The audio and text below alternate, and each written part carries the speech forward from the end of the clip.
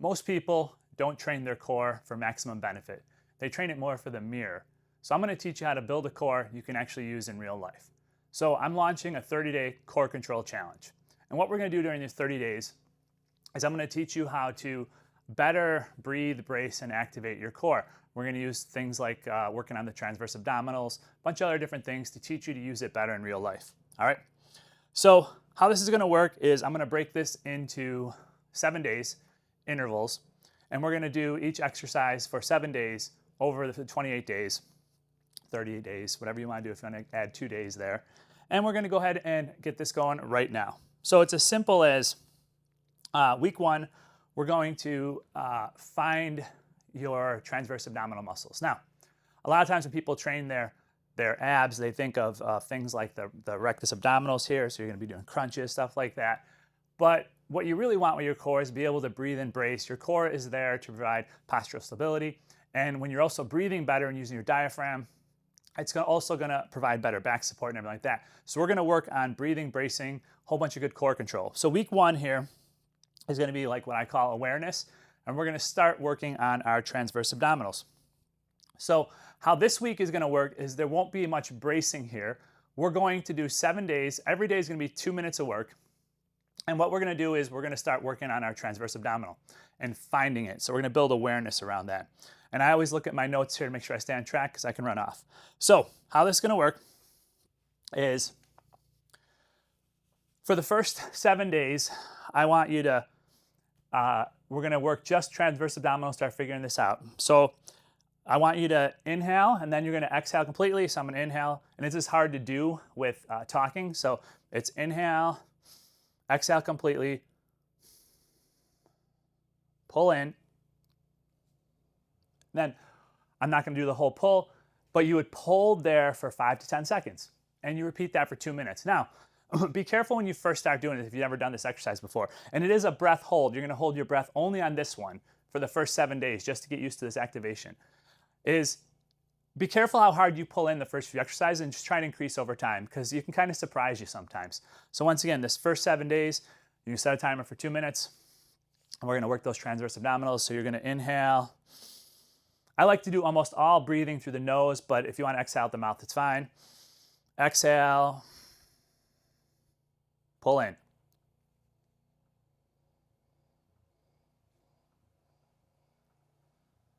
And then exhale, relax. All right. Now, because I'm demoing, I'm also looking down a little bit. So just stand with nice tall posture. You can put your hands on your core, whatever feels good here. But it's 2 minutes a day. Just work those transverse abdominals. All right. Phase 2. Now, phase 2, we're going to actually get into the concept of control and breathing and bracing.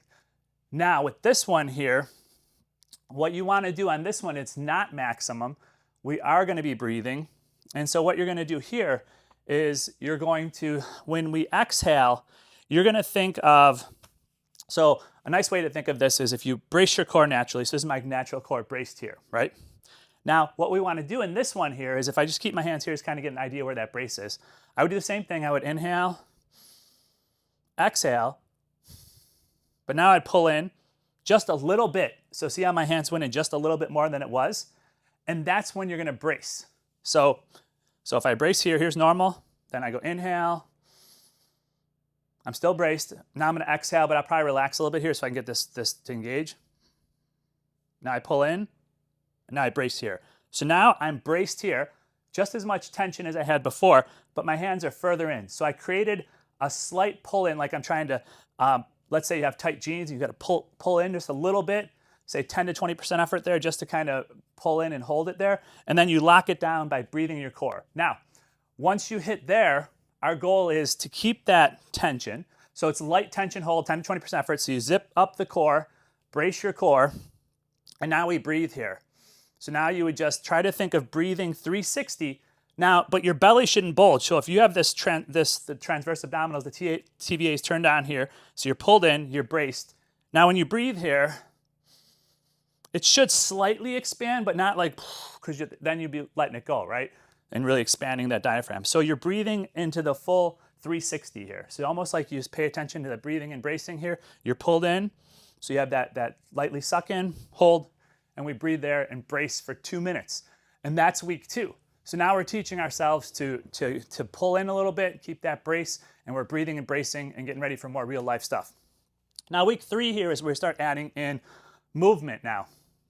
So the week 3, what we're gonna do is we're gonna add in a dead bug. Now with the dead bug here, what I want you to do is, we're gonna do the same thing. This time what I want you to do though, is if you've ever done dead bug before, we're gonna be doing the opposite lowering. And we're gonna lower for about 3 to 4 seconds with a 1 to 2 second pause. And then we're breathing the whole time, don't hold your breath. And we're gonna use the same concepts we did in phase 2, where we pull in, brace, and then we begin the movement, right? And then we're just gonna be trying to teach stability during movement now. So first we activate the TVA. Second one, we start learning how to breathe and brace, and now we bring movement in, all right? And so this is 2 minutes. However, everyone's got a different fitness level. And so if you need to rest at any time, if a 2-minute dead bug is gonna be really hard for you, go ahead and rest. Now, just some rules of the dead bug here. When you're on the ground here, you may get this, what I'm about to bring here, naturally when we do this movement, but if not, one of the cues I always say in dead bug is that if you have a natural arch in your back here, it has to be flat to the ground. Now, because we're going to be, if you want to do that to start, it just puts it a little easier here.